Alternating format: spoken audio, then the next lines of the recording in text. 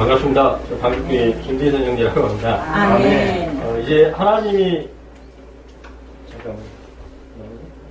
네. 이제 성경을 통해서 하나님이 존재하시고 살아계신다는 것을 앞에 형제님께서 말씀해 주셨는데 이제 굉장히 중요한 어떤 좀 제가 설명을 좀 하려고 합니다. 그래서 과연 그러면 사람의 인생은 어떻게 시작되며 어떻게 끝나는가? 그리고 그리스도가 왜 우리의 구원자와 구속자가 되어야 되는지 오늘 잠깐 좀 제가 설명을 좀 해드리겠습니다. 먼저 아까 저기 형제님께서 말씀하셨죠. 하나님은 그분의 형상과 모양대로 사람을 창조하셨다. 이 아래쪽에 보면 창세기 1장 26절에 우리가 우리의 형상대로 우리의 모양을 따라 우리가 사람을 만듭시다. 27장 하나님은 7절 하나님은 그분 자신의 형상대로 사람을 창조하셨다 라고 말씀하셨는데 유독 모든 종류는 그대로 이렇게 종류대로 있으라고 해서 지어졌지만 이 사람만 성경에 보면 하나님이 그분의 형상과 모양대로 창조하셨다고 말씀하고 있습니다. 네. 우리가 장갑을 한 예로 들 수 있습니다. 장갑은 손의 모양으로 만들어졌잖아요. 네. 근데 장갑을 만든 목적은 장갑 안에 손이 들어가서 장갑이 어떤 일을 행할 때 이렇게 쓰임을 받게 하려고 만든 거잖아요. 뭘 만지든지 아니면 더러운 걸 처리할 때. 마찬가지로 하나님께서 사람을 만드신 이 종류대로 만드신 목적은 이렇게 하나님이 사람과 하나 되기를 원하시기 때문이라고 성경은 말하고 있습니다. 네. 하나님이 생명으로 사람 안에 들어가기를 원하신다는 것입니다. 그래서 그분을 표현하고 대표하기를 바라시는 게 하나님의 원하심인데요. 자, 여기 보면 이 사람이 있습니다. 우리 사람은 보통 알고 있기를 믿지 않는 사람들도 사람이 죽으면 영혼이 사후세계로 떠나가고 몸은 땅에 묻힌다. 이렇게 다 알고 있잖아요, 보통은. 자, 그런데 한번 봐볼까요? 성경에는 다사로니가서 5장 23절에 사람은 영과 혼과 몸으로 되어 있다고 합니다. 영혼이 같이 붙어 있는 게 아니라 영과 혼과 몸은 분리되어 있습니다. 자, 영은 어떤 요소인지 한번 보겠습니다. 영은 하나님을 접촉하고 담는 기관입니다. 사람 안에 가장 깊은 곳에 이 영이 있습니다. 영의 이 종류에는 양심과 직관과 교통이 포함되어 있는데, 자, 우리가 그러잖아요. 보통 양심에 대해서 말을 하잖아요. 뭐 죄를 지으려고 할 때, 왠지 불법을 행하려고 할 때 누가 말을 안 하지만 막 두근두근 하고 눈치를 보게 되고, 또 신호 위반을 하려고 자동차 운전을 하다가 신호 빨간불인데 가려고 하면 괜히 옆에 누가 쳐다보지 않나 이렇게 두리번두리번 하게 되는 것이 바로 이 양심입니다. 양심. 이것만 봐도 영이 존재한다는 것을 알 수 있습니다. 직관과 교통까지 가지 않더라도. 그래서 이 영이 있다는 것이고요. 그 다음에는 혼이 있습니다. 영을 쌓고 있는 혼이 존재하는데요. 이것은 하나님을 사랑하는 기관이고요. 정신적인 세계입니다. 생각하고 우리가 감정을 느끼고 그 다음에 어떤 의지를 행해서 어디를 가려고 하고 이런 모든 것들은 바로 혼의 기관에서 나온 겁니다. 자, 그 다음에 마지막으로 이 몸입니다. 이 몸. 이 육신적인 이 몸은 어떤 물질을 접촉하고 만지고 이렇게 하는 기관인데요. 그래서 성경에서 분명히 사람은 영과 혼과 몸으로 이 세 부분으로 이루어졌다고 말을 하고 있습니다.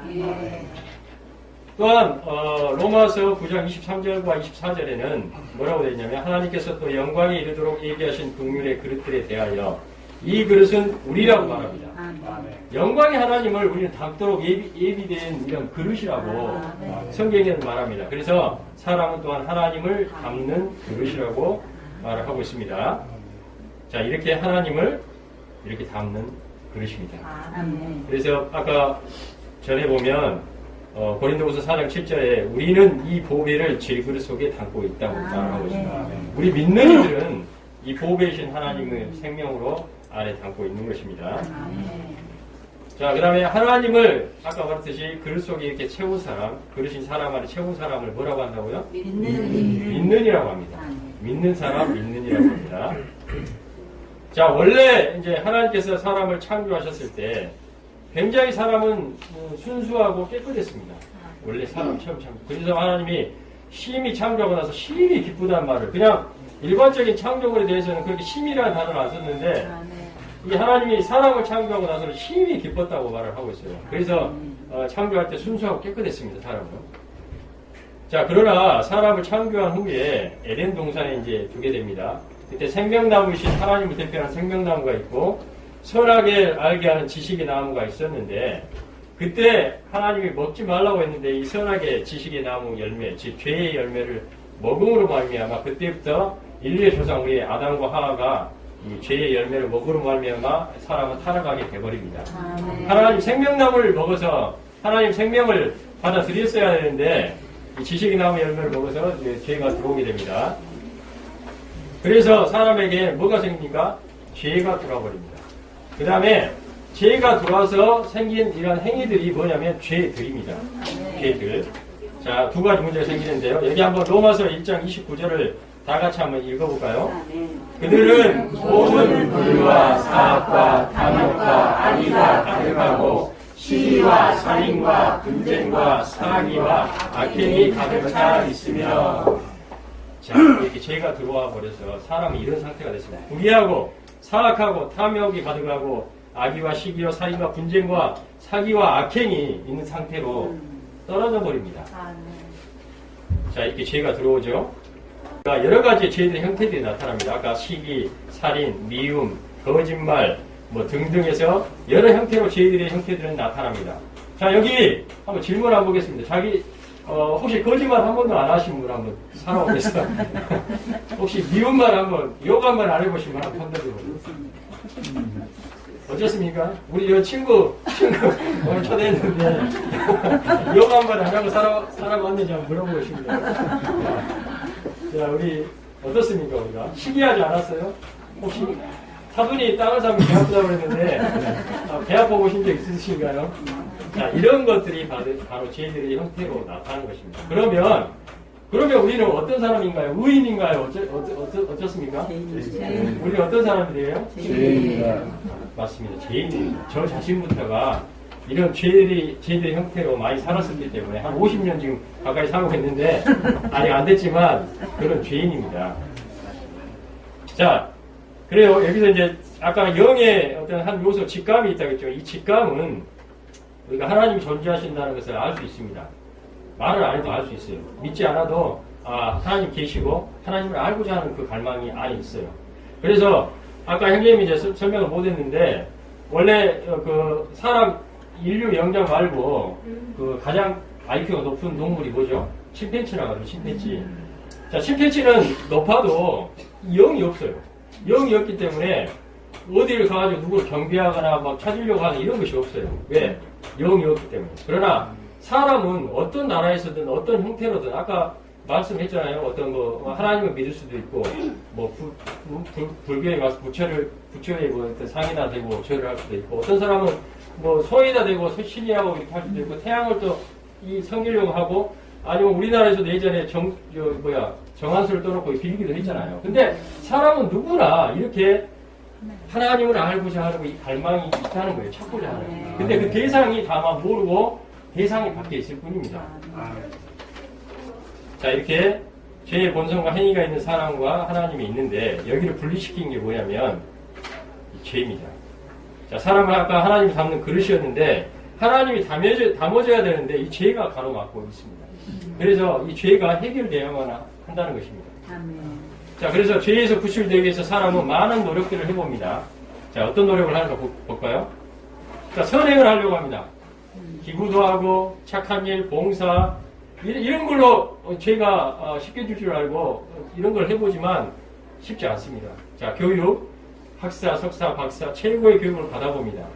자, 중국에 맹자라고 있는데 맹자는 성선설을 주장했던 사람인데 원래 사람은 날 때부터 선했다. 그러나 살아가면서 이렇게 물들어서 이렇게 악해진 것이다. 그러면서 교육을 우리는 많이 받고 예절과 법도를 지키면 우리는 선하게 살 수 있다. 이렇게 주장했는데 사실 이런 맥락과 똑같습니다. 자, 두 번째로 도덕적입니다. 나는 법 없이도 살 수 있어. 여기서 혹시 법 없이도 살 수 있습니다. 보통 이렇게 주장하는 분 있잖아요. 법 없이도 살 수 있다.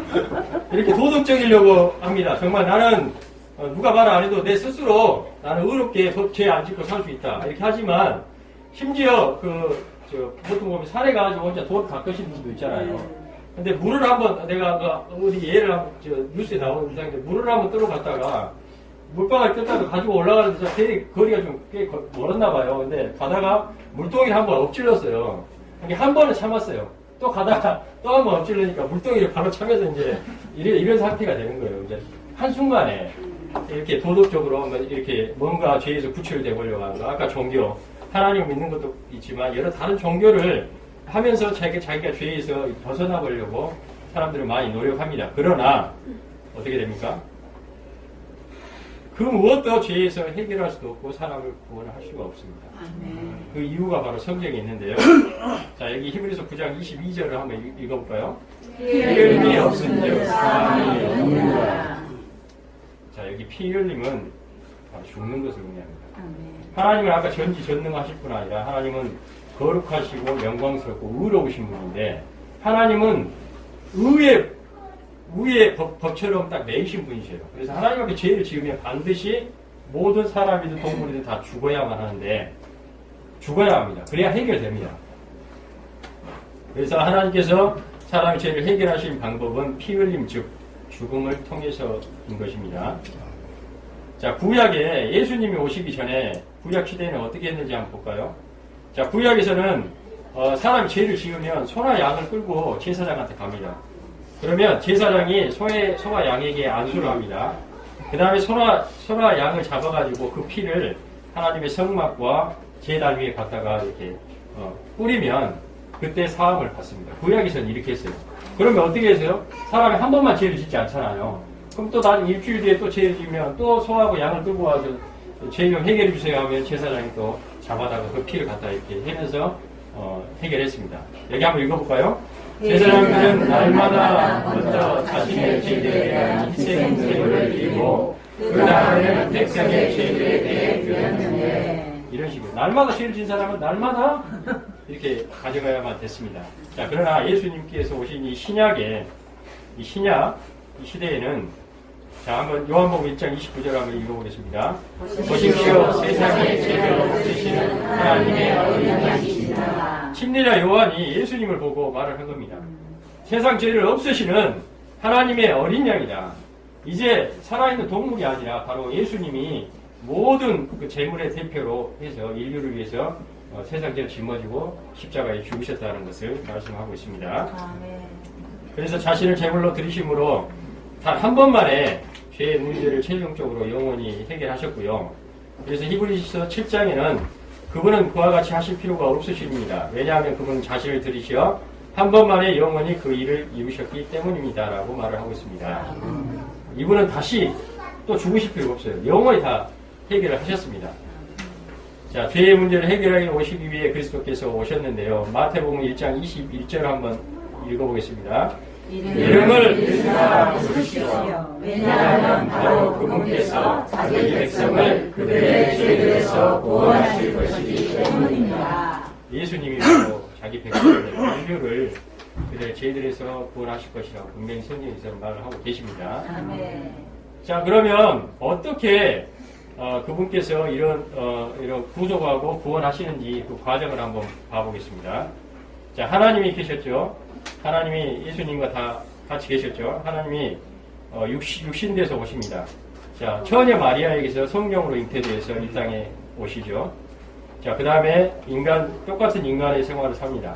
그분은 신성을 가지고 계신 분이었는데 33년 반 동안 인간 생활을 사시다가 십자가에 못 박혀 죽으십니다. 이때에 모든 인류의 죄를 다 짊어지시고 십자가에 아까 어린 양으로서 하나님께 심판받아서 죽으십니다. 이때 군병들에게 창으로 옆구리를 찔리는데 일반 사람들은 피만 나오지만 여기서는 예수님은 피와 물을 흘리셨다고 말을 하고 있는데 아무튼 이런 보혈로 한 번의 피로 말미암아 우리는 다 구원받을 수 있는 상태가 됐습니다. 그 다음에 똑같이 장사되셨죠. 근데 몇 가지를 사람하고 비슷해요. 근데 장사되시고 유일하게 예수님만 어떻게 되셨냐면 부활하셨어요. 3일 만에 부활하시고 승천하셔서 생명 주는 영, 공기와 같은 영이 되셨습니다. 호흡할 수 있는 영이 되셨어요. 예전에 2000년 전에는 제자들과 이스라엘 백성에게 나타나셨어요. 앞에 보일 수 있는 사람이어서 그 사람들에게만 영향력을 끼쳤지만 이제 예수님은 공기와 같은 생명 주는 영이 되셔서 이제 호흡처럼 우리가 받아들일 수 있는 분이 되셨다는 것입니다. 아멘. 그래서 어떻게 하냐? 아까 영이 죽었죠. 사람이 죄로 말미암아 혼이 부패되고 몸이 육체가 돼버렸는데 이 사람 안에 다시 그분을 받아들일 때 다시 영 안에 자신을 분배하심으로 다시 영을 살리시고 혼을 또 깨끗게 하시고 또 몸을 영광스럽게 하신다는 것이 이후에 생명을 분배하는 이 과정이라고 볼 수 있겠습니다. 자, 이렇게 그리스도께서 십자가에 피를 흘리심으로 우리의 죄를 씻고 깨끗하게 하셨습니다. 자, 죄 있는 상태의 그릇입니다. 자, 그런데 어쨌습니까? 예수님께서 해결해 주셔서 그릇이 깨끗해졌습니다. 그릇이 깨끗하게 된 사람은 아까 생명 주는 영으로 완결되신 하나님을 담을 수가 있게 된 것입니다. 자, 여기 하나님을 이렇게 말이죠. 이렇게 담는 게 자, 이게 하나님을 담는 것이 뭐라고요? 인생의 목적입니다. 이것을 위해서 오늘 초대되어 계신 분들, 여기 계신 분들이 저뿐만 아니라 다 지어진 것입니다. 아멘. 이게 참된 목적입니다. 그래서 이것을 하나님께서는 여기 계신 분들 위해 다 이루셨습니다. 또 이루실 필요가 없습니다. 다 이루어 놓으셨습니다. 자, 그래서 제가 여기 계신 분들에게 단 한 가지의 부탁과 요청을 드리겠습니다.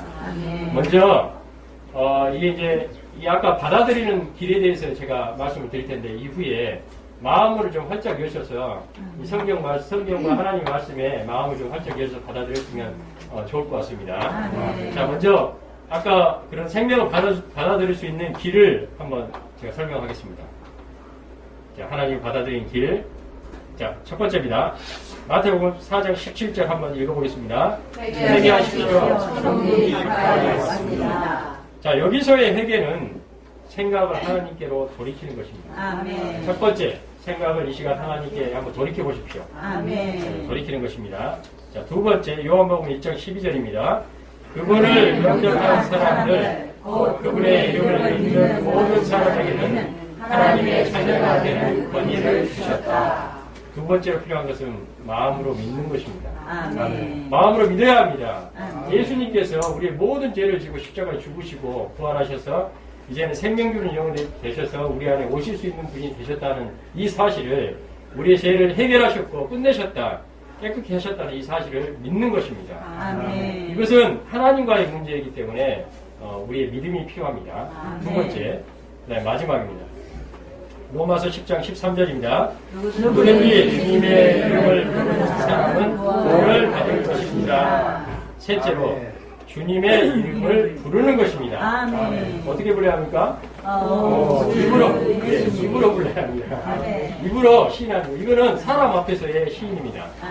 지금 이 상황을 하나님도 보고 계시고 그 다음에 사탄도 보고 있고 모든 천사들도 이 상황을 다 보고 받는 길은 아까 회개하고 마음으로 믿고 그 다음에 주님의 이름을 부르는 것입니다. 자, 어떻게 부르는지 한번 봐볼까요? 자, 한번 이렇게 불러보면 됩니다. 오 주 예수님. 저를 따라서 다시 한번 세 번만 같이 한번 불러볼까요? 오 주 예수님. 오 주 예수님. 오 주 예수님. 이거 이름을 부르는 것에 대해서는 후에 이제 형님이 좀 설명을 하실 텐데요. 아무튼 이렇게 주님의 생명을 받아서 구원을 받기를 여기 초대되신 분들이 그런 상태가 되기를 바랍니다.